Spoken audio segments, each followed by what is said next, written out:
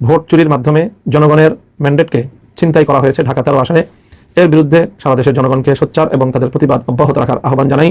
আসসালামু আলাইকুম দর্শক, শুরুতে ভিডিও টাইটেল এবং থাম্বনেল দেখে বুঝতে পেরেছেন ভিডিওর বিষয়বস্তু। তাই দর্শক ভিডিওটি সম্পূর্ণ দেখবেন এবং বেশি বেশি শেয়ার করে অন্যকে দেখার সুযোগ করে দিবেন। চলুন দর্শক, সর্বপ্রথম আমরা ভিডিওটি দেখে আসি। আসসালামু আলাইকুম রহমতুল্লাহি ওয়া বারাকাতুহু। প্রিয় দর্শক ও শ্রোতা মণ্ডলী, পবিত্র রমজানুল মুবারকের এই রাত গভীরে এই মুহূর্তে আমি এই লাইভে এসেছি এটি তাৎক্ষণিক বিষয়ে প্রতিক্রিয়া ব্যক্ত করার জন্য। দর্শক শ্রোতা মণ্ডলী, আজ সারাদিন বিভিন্ন গণমাধ্যম এবং সামাজিক যোগাযোগ মাধ্যমে আপনারা একটি বিষয় লক্ষ্য করেছেন যে আজকে আমাদের ঢাকা 13 আসন, মোহাম্মদপুর, আদাবর, শেরেবাংলানগর এই আসনে নির্বাচনকে কেন্দ্র করে যে সকল অনভিপ্রেত অনাকাঙ্ক্ষিত ঘটনা সংঘটিত হয়েছে সেটি দেশব্যাপী আলোচিত একটি বিষয়। আমরা সকলেই জানি বিগত ত্রয়োদশ জাতীয় সংসদ নির্বাচনে যে আসনগুলোতে ব্যাপকভাবে ইলেকশন ইঞ্জিনিয়ারিং হয়েছে এবং জনগণের রায় ছিনতাই করা হয়েছে অত্যন্ত নগ্নভাবে, তার মধ্যে সবচেয়ে আলোচিত আসন হলো ঢাকা 13 আসন। এখানে জনগণের যে ভোট এবং জনগণের যে রায় সেটাকে সুস্পষ্ট ষড়যন্ত্রের মাধ্যমে ছিনতাই করা হয়েছে এবং সেই ছিনতাই কাণ্ডের সাথে অত্যন্ত দুঃখজনকভাবে বাংলাদেশের দায়িত্বশীল অনেকগুলো মহল এটার সাথে জড়িত। তার সুস্পষ্ট বিভিন্ন প্রমাণাদি এবং ঘটনা প্রবাহ আমাদের সামনে বিদ্যমান রয়েছে। সেই সাথে আমি কথাও বলতে চাই যে এই নির্বাচনে আমরা আমাদের নির্বাচনকে নিয়ে আমাদের অভিমত ইতিমধ্যেই একাধিকবার ব্যক্ত করেছি। নির্বাচনটি ছিল দৃশ্যত সারাদিন অনেকটাই শান্তিপূর্ণ, সুশৃঙ্খল এবং মানুষের ব্যাপক আগ্রহ এবং উদ্দীপনা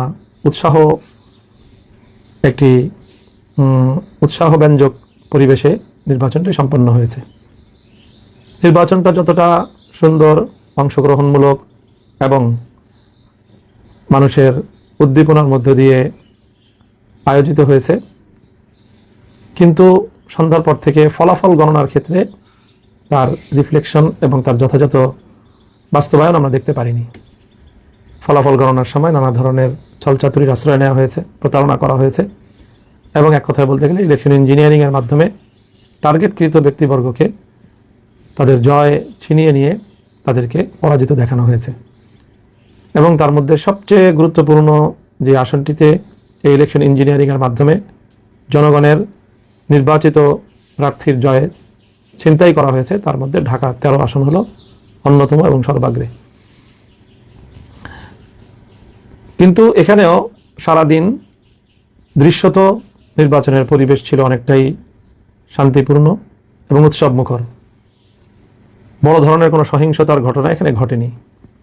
হ্যাঁ, সকাল থেকেই আমাদের 11 দলীয় নির্বাচনের প্রতীক রিকশা মার্কার যেই সকল পোলিং এজেন্ট এবং তাদের যে সকল স্বেচ্ছাসেবক এবং কর্মীবৃন্দ ছিল তাদেরকে অনেক জায়গায় ভয়ভীতি প্রদর্শন করা হয়েছে, হুমকি ধমকি প্রদান করা হয়েছে এবং আমরা সকাল থেকেই অব্যাহতভাবে গণমাধ্যমে এই ঘটনার প্রতিবাদ জানিয়ে আসছিলাম। আমাদের ঢাকা 13 আসনটি 7টি ওয়ার্ড নিয়ে গঠিত এবং এই 7টি ওয়ার্ডের মধ্যে সকাল ভোর থেকেই সবচেয়ে বেশি আমাদের নেতাকর্মীদেরকে হুমকি ধমকি প্রদান করা হয়েছে এবং অশোভন আচরণ করা হয়েছে আমাদের এই 13 আসনের 34 নং ওয়ার্ডে। স্থানীয় বিএনপি নেতা রাজেশ খানের নেতৃত্বে এই জাতীয় কার্যকলাপ পরিচালনা করা হয়।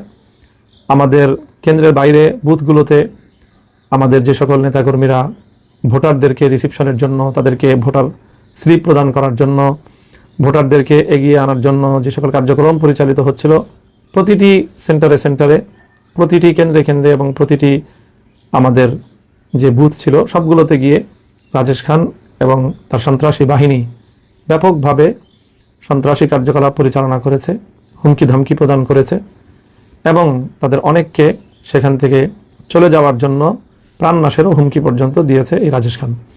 এই কথাগুলো আজ আমি ইলেকশনের অনেক দিন পরে এসে বলছি তা নয়। আমি 12 তারিখ সকাল 10টার মধ্যেই এই কথাগুলো আমি গণমাধ্যমে বলেছি এবং রাজেশ খানের নাম নিয়েই আমি আমার এই অভিযোগের কথাগুলো সেখানে ব্যক্ত করেছি। তবে সেখানে আমাদের পক্ষ থেকে কোনো প্রতিরোধ অথবা পাল্টা কোনো তাদের উপরে কোনো হামলা অথবা কোনো ভয়ভীতি প্রদর্শনের ঘটনা ঘটেনি।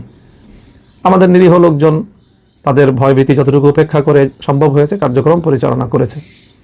তবে দিন গড়ানোর সাথে সাথে সেখানে তাদের শোডাউন এবং কেন্দ্রের সামনে তাদের শক্তি প্রদর্শনের মাত্রা বৃদ্ধি পেতে থাকলে একসময় আইনশৃঙ্খলা রক্ষাকারী বাহিনী সেখানে পদক্ষেপ গ্রহণ করে, বিশেষ করে আর্মি গিয়ে সেখানে সেই বিএনপির এবং ধানের শীষের প্রতীকের যারা কর্মী ছিল এবং সাধারণ মানুষদেরকে যারা ভীতি প্রদর্শন করছিল এবং ভোটের শান্তিপ্রিয় পরিবেশকে যারা বিঘ্ন ঘটাচ্ছিল তাদেরকে বারবার ছত্রভঙ্গ করে দিয়েছে আইনশৃঙ্খলা রক্ষাকারী বাহিনী এবং বিশেষ করে আর্মি।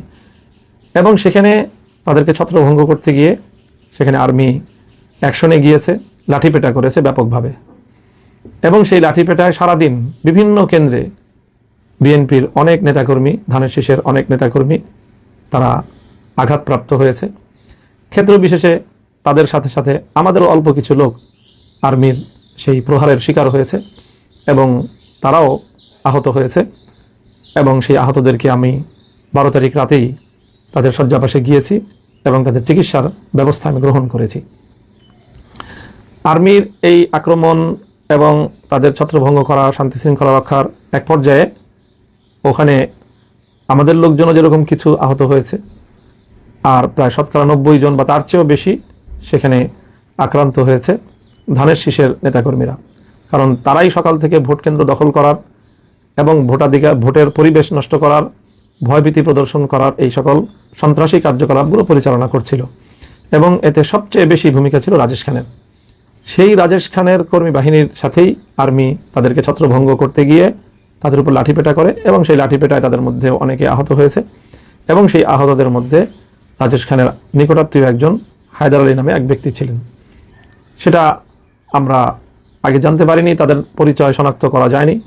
আজকে ধানের শীষের প্রার্থী হয়তো আগাম তারা অনুভব করেছিল যে হায়দার আলীর তার অবস্থা শোচনীয়, আর্মির লাঠিপেটায় গুরুতর আহত এবং আইসিইউতে সে সম্ভবত ভর্তি ছিল। এবং আমরা আশঙ্কা করছি যে তার অবস্থা সংকটাপন্ন এবং তার মৃত্যু নিশ্চিত জেনেই সকালবেলা ধানের শীষের প্রার্থী একটি এখানে সিন ক্রিয়েট করেছে এবং আমাদেরকে বা আমাদের উপর এর দায় চাপানোর জন্য একটি নাটক মঞ্চস্থ করেছে।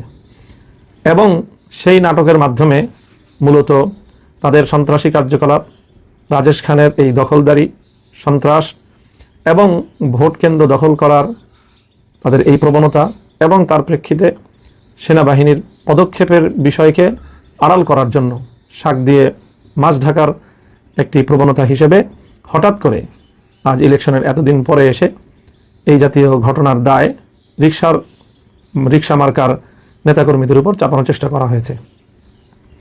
আমি মনে করি এটি একটি দূরভিসন্ধি এবং ষড়যন্ত্রমূলক ঘটনা। কিছুক্ষণ পূর্বে আমরা দেখেছি সামাজিক যোগাযোগ মাধ্যমে রাজেশ খানের এবং তার সহকর্মীদের মাধ্যমে তারা যেই সংবাদ প্রচার করেছে সেখানে ওই হায়দার আলীর নিহত হওয়ার সংবাদ প্রচারিত হয়েছে। এবং আবারও তারা ওই শাক দিয়ে মাছ ঢাকার মতো মিথ্যাচার করে আর্মির হামলায় আহত হয়ে এবং শেষে নিহত ব্যক্তির এই ঘটনাকে তাদের সন্ত্রাসী কার্যকলাপ, রাজেশ খান তার নিজের অপরাধকে ঢাকা দেওয়ার জন্য সে আমাদের উপর এর দায় চাপানোর অপচেষ্টা চালিয়েছে। আমরা এই অপচেষ্টার তীব্র নিন্দা জানাই এবং সেখানে স্বাভাবিকভাবেই সিসিটিভি ফুটেজ থাকার কথা প্রতিটি কেন্দ্রকে সামনে রেখে সেখানে কি ঘটনা ঘটেছিল, সেনাবাহিনী কেন তাদের উপর হামলা চালিয়েছিল।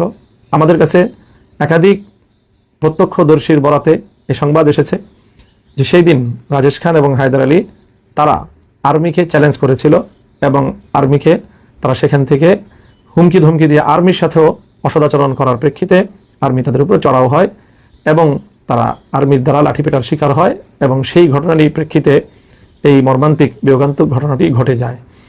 কোনো মানুষের প্রাণহানি এটি অবশ্যই আমাদের সকলের কাছে অত্যন্ত মর্মান্তিক একটি বিষয়, দুঃখজনক একটি বিষয়। আমরা এই নিহত ব্যক্তির হায়দার আলীর মৃত্যুতে গভীর শোক প্রকাশ করছি এবং এই ঘটনার যথাযথ সুষ্ঠু তদন্ত সাপেক্ষে যারা তাদেরকে নিয়ে এই সন্ত্রাসী কার্যকলাপ করেছিল, ভোট কেন্দ্র দখল করার পায়তারা চালিয়েছিল, মহড়া দিয়ে ভীতি সৃষ্টি করার এবং আতঙ্ক সৃষ্টি করার অপতৎপরতা চালিয়েছিল, তাদের বিরুদ্ধে যথাযথ তদন্তের মাধ্যমে প্রকৃত ঘটনা উদ্ঘাটন করার দাবি জানাই এবং সেই সাথে কেন এইভাবে আঘাত করা লাগলো বা হলো, এর সাথে দায়ী কারা, সিসিটিভি ফুটেজের যথাযথ উদ্ঘাটনের মাধ্যমে এই ঘটনা যেন জাতির সামনে স্পষ্ট করা হয়। এখানে একদিকে আমরা তাদের বিরুদ্ধে ইতিমধ্যে ইলেকশন ইঞ্জিনিয়ারিংয়ের অসংখ্য তথ্য প্রমাণ আমাদের কাছে বিদ্যমান থাকার প্রেক্ষিতে বিষয়টি নিয়ে আমরা যেমনিভাবে নির্বাচন কমিশনের কাছে আমাদের অভিযোগ দায়ের করেছি, সে একই সাথে আমরা এই বিষয়গুলো নিয়ে আমাদের আইনানুগ যাবতীয় পদক্ষেপ গ্রহণ করার আমরা পর্যায়ক্রমিক পদক্ষেপের মধ্যে রয়েছি, প্রক্রিয়ার মধ্যে রয়েছি। সেটিকে যেন ভিন্ন খাতে কেউ প্রবাহিত করতে না পারে, বাধাগ্রস্ত করতে না পারে, সেই জন্য আমরা দেশবাসীর প্রতি, সরকারের প্রতি, আইন শৃঙ্খলা রক্ষাকারী বাহিনীর প্রতি আমরা উদাত্ত আহ্বান জানাই এবং দেশের সকল জনগণকে আমরা এই ব্যাপারে সোচ্চার এবং যেভাবে ভোট চুরির মাধ্যমে জনগণের ম্যান্ডেটকে ছিনতাই করা হয়েছে ঢাকা 13 আসনে, এর বিরুদ্ধে সারা দেশের জনগণকে সোচ্চার এবং তাদের প্রতিবাদ অব্যাহত রাখার আহ্বান জানাই এবং একই সাথে এইভাবে ভোট কেন্দ্র দখলের অপতৎপরতার সাথে জড়িত রাজেশ খান সহ 34 নং ওয়ার্ডের ধানের শীষের যারা তৎপরতা পরিচালনা করেছে, তাদের এই সকল অপতৎপরতাকে আইনের আওতায় আনার জন্য আমরা প্রশাসনের নিকট জোর দাবি জানাচ্ছি। আমরা চাই যেভাবেই হোক, যে প্রক্রিয়ার মাধ্যমেই হোক, একটি সরকার প্রতিষ্ঠিত হয়েছে, দেশ দীর্ঘ সংগ্রামের মধ্য দিয়ে একটি নির্বাচন পরবর্তী বাংলাদেশে একটি নতুন সরকার ক্ষমতাসীন হয়েছে। আমরা এই সরকার যথাযথভাবে কার্যক্রম পরিচালনা করুক, সেটা আমরা চাই। কোনোভাবেই শান্তিপূর্ণ পরিস্থিতিকে ঘোলাটে করার কোনো অপচেষ্টা, সাধারণ শান্তিপ্রিয় পরিবেশকে উত্তপ্ত করার মতো কোনো কর্মকাণ্ড যেন কেউ পরিচালনা করতে না পারে, সেজন্য আমরা সরকার এবং সংশ্লিষ্ট কর্তৃপক্ষকে সেই বিষয়ে সোচ্চার এবং সজাগ থাকার উদাত্ত আহ্বান জানাচ্ছি। সকলকে ধন্যবাদ জানিয়ে আমি আমার বক্তব্য শেষ করছি। ওয়া আখিরু দাওয়ানা আলহামদুলিল্লাহি রাব্বিল আলামিন। আসসালামু আলাইকুম ওয়া রাহমাতুল্লাহ। দর্শক, আজকে ভিডিওটি এই পর্যন্ত। ভিডিওটি ভালো লাগলে লাইক দিবেন এবং বেশি বেশি শেয়ার করে অন্যকে দেখার সুযোগ করে দিবেন। আসসালামু আলাইকুম।